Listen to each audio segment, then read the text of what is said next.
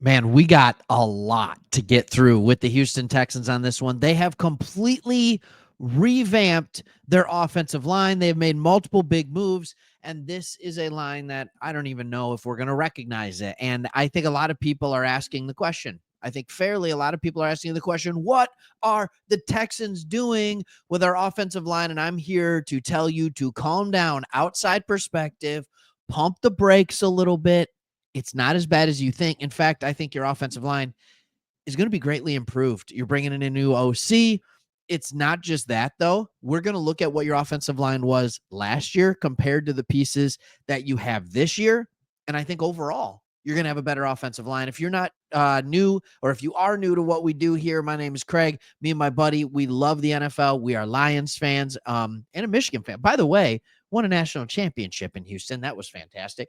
But we love covering teams that the national media ignores. Houston Texans, you are absolutely one of them. We've had a ton of fun covering this team for the last 2 years. We thought big things could happen last year, and it did. We were early on the train. And let me just show you where your offensive line sat last year. PFF does offensive line rankings every single year. And this was the final offensive line ranking of the year, basically saying, hey, the best to worst offensive lines. There were only 3 offensive lines that were proven to be worse than you: the Patriots, the Seahawks, and the Bengals. And I think all year you felt that with a lineup of Tunsil, Scruggs, Patterson, Mason, and Howard. Your tackles were okay. Your middle was yikes. All right. So tons of moves were made.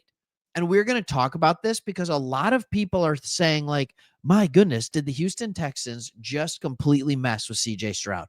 I'm going to make an argument that they didn't. First, let's take a look at Cam Robinson. Okay, this is who you got on a 1-year, $14.5 million deal. If you look at him, he has been a pretty consistent force for the Jacksonville Jaguars. Last year, he went to Minnesota and played admirably for them.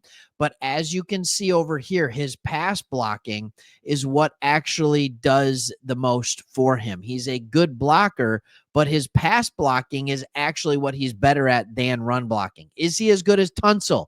No, he is not. All right, Laramie Tunsil is the best player on this, and it is a downgrade at left tackle going to Cam Robinson. That's not false. It's not false. Now the question is, what do you do with Titus Howard?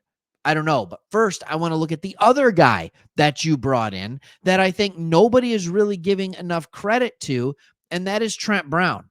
They're saying in conversations about how this guy, he left, he quit on his team in New England, and all of these sorts of things. This is a guy who has had highly effective years. He was an 80 rating. He multiple times over 70. That's not easy to do at the tackle position. He has versatility. He has been the most effective at left tackle, but he has played a ton of right tackle as well. This is someone that I could see absolutely finding a way to start or even pushing a couple of guys back. I know this is kind of crazy to talk about, but maybe pushing Titus Howard back into the guard position again, that he played fairly well. Putting Titus Howard back at guard could be very, very helpful for this team. Here's what I like most about the Trent Brown signing. It was a 1-year, $3 million, reportedly. 1-year, $3 million deal. It's a prove it deal. It's you're 32 years old, 31, almost 32. All right, he'll be 32 by the time the season starts. You're 32 years old. Your season's or your career's been kind of this. This is a, hey, prove it so you can get one more decent contract. That's the place that he's at right now. If it doesn't work out, that's okay. That's okay. Because if it doesn't work out, you simply put Titus Howard and you put him at left or Cam Robinson, and you just kind of go from there. It's not the end of the world. Now, I want to talk about the interior of your offensive line. Your interior offensive line last year had Kenyon and Kendrick Green playing a little bit. All right. They moved on from Kenyon Green, who played most of the snaps.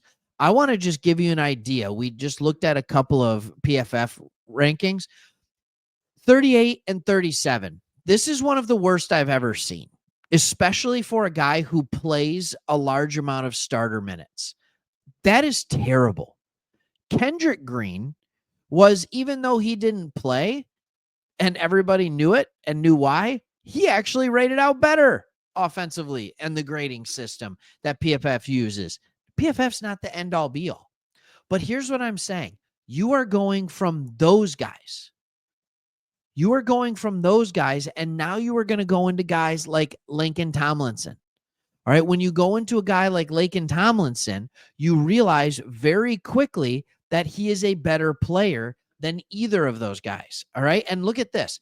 His last few years have been okay, not good. But here's what I want to show you.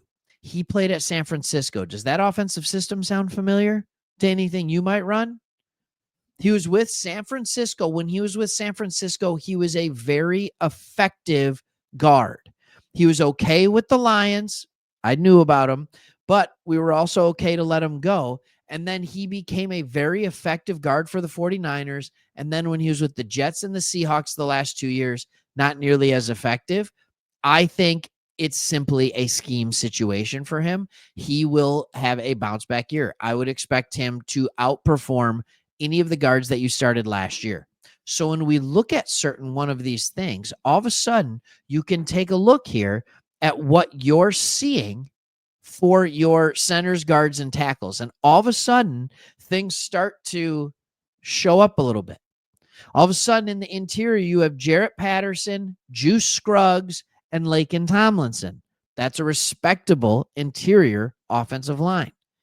At the tackle position, you either have Cam Robinson and Titus Howard, or you have or you bring in Trent Brown and then you move Titus Howard inside.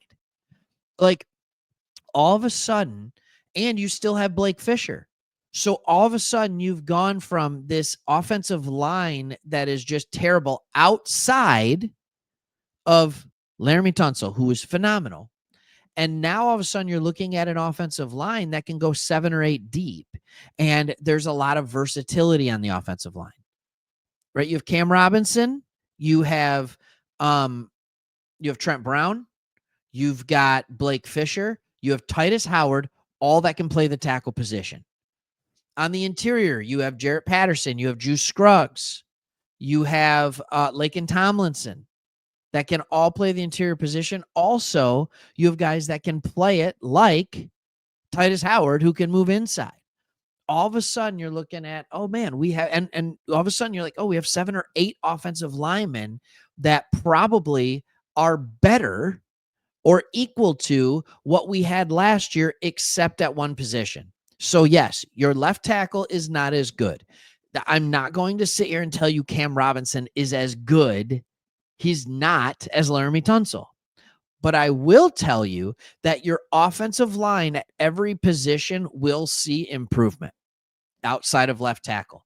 And as a whole, your offensive line will be better. I'm not saying this is a top 10 offensive line in the NFL. What I'm saying is this now has the potential to be top 20 or top 15. That's what I'm saying. And that's the kind of thing that you're looking to do. Yes, you want it to be a top 10. You want your offensive line to be a strength. There's no doubt about that. There's no doubt about that. But at the same time, I think it's more of a strength than it was last year.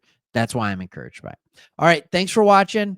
If you stayed all the way to here, hit that subscribe button. We'd love to have you. See you on the next one.